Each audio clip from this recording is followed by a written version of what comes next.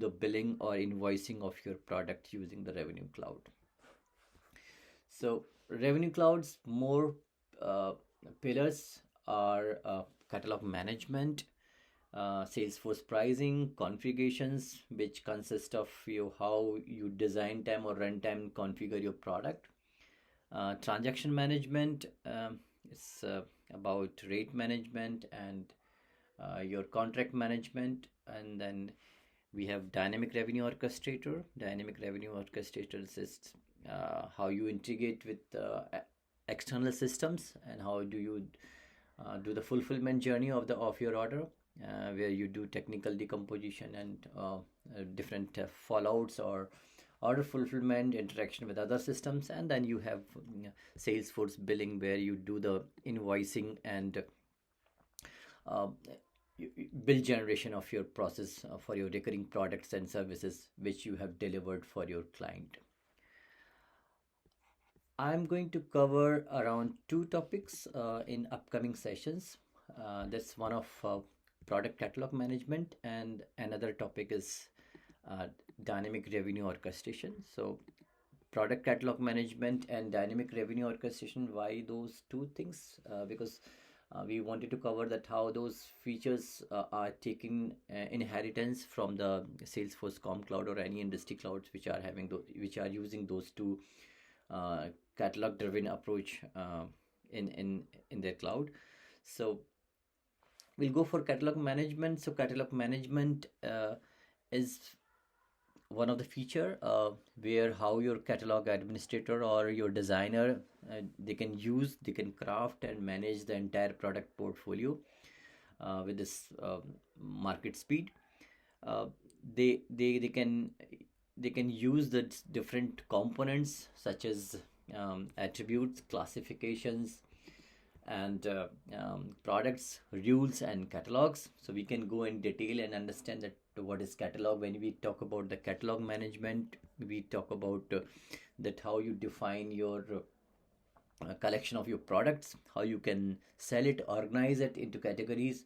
When we talk about dynamic attributes, you can say that those are the collections of your attributes. These are attribute categories, and these are independent of the products. They can define your product classifications. And what is classifications is more of template where you can reuse for your different creation of your products, which are having simple product or bundle product or any kind of product selling model which you are using for your product.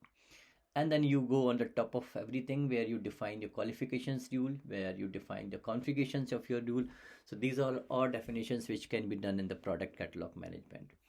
To go in detail and give you the demo part for that thing, if you go to any product catalog management option, so how does it look like? If you look upon this part of the product catalog management, how this product management catalog management will look like. And this is catalog, where you can define your catalog. This is the product classifications, and this all our homepage where you can define your catalogs and products and attributes and pick lists and everything. So if you go to the catalog, this is one of the catalog which we have created, and you can define your categories and subcategories here. You can define your products. When you go to inside that category, you can define in the related, and you can define or assign the products just like we did. So if you go to this category, you can go to the related, and these are the products were defined. Now go to again, if we'll come back to this slide, we can be knowing that how this dynamic attributes behave. So if you go to the product and its product classification, there you can define the product's attribute, and you can assign or unassign those product attributes. And with that, if you wanted to assign here, you can assign using the categories. You can assign at the individual attributes. Also, you can also override those product classification attribute with respect to that attribute category or with respect to that classification where you have assigned. So you can do some runtime setting. You can mark it as hidden, is hidden. You can display type you can do this kind of runtime setting for that particular attribute which is assigned to this classification. If you go to the product again, you can go to the structure, and if you wanted to see this product, let's say this is the product, you can do some attributes. You can see the attribute, you can create an override for that attribute. So these are all simplifications of UI and simplification of creating a product and doing some assignment or doing some changes on that products are one of the part of the product catalog management, which is being taken care very UI or intuitive manner. Now, if we move to next part of the things which I'm going to cover, that's around the feature which is carried forward from industry order management. That's a dynamic revenue orchestrator.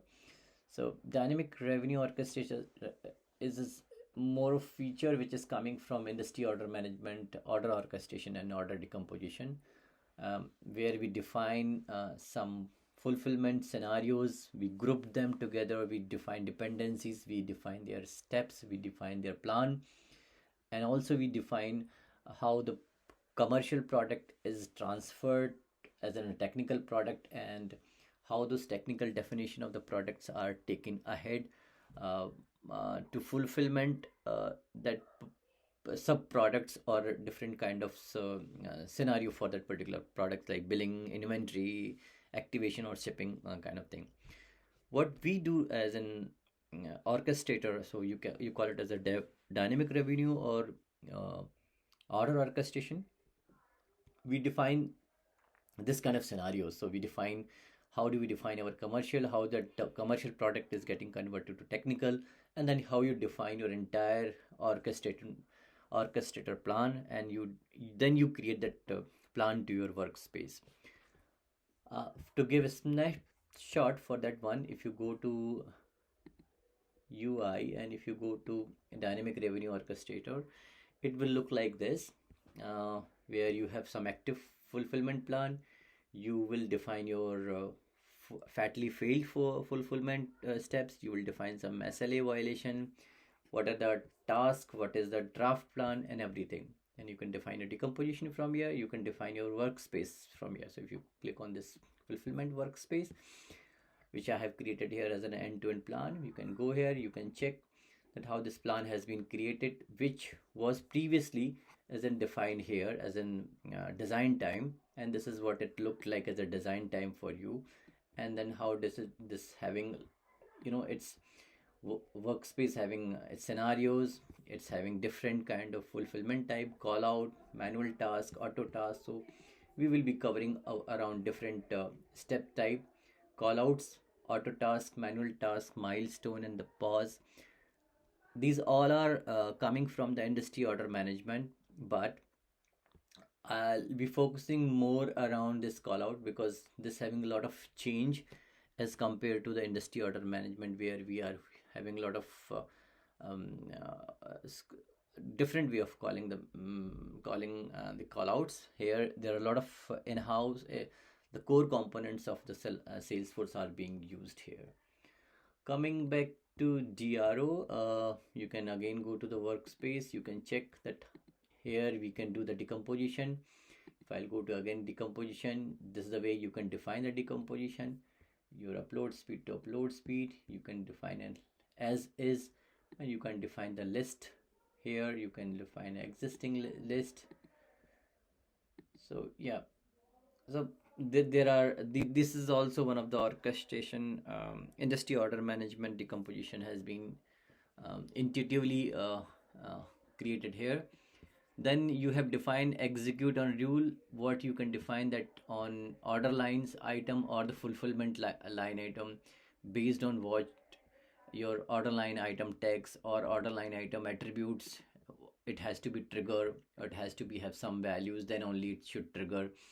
That kind of decomposition rule you can define using the decomposition rules.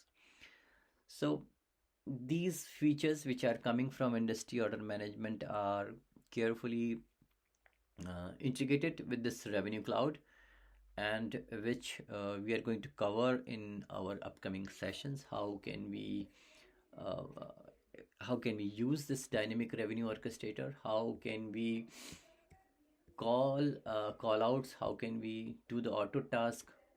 So these are all features which I'm going to cover technically in upcoming sessions.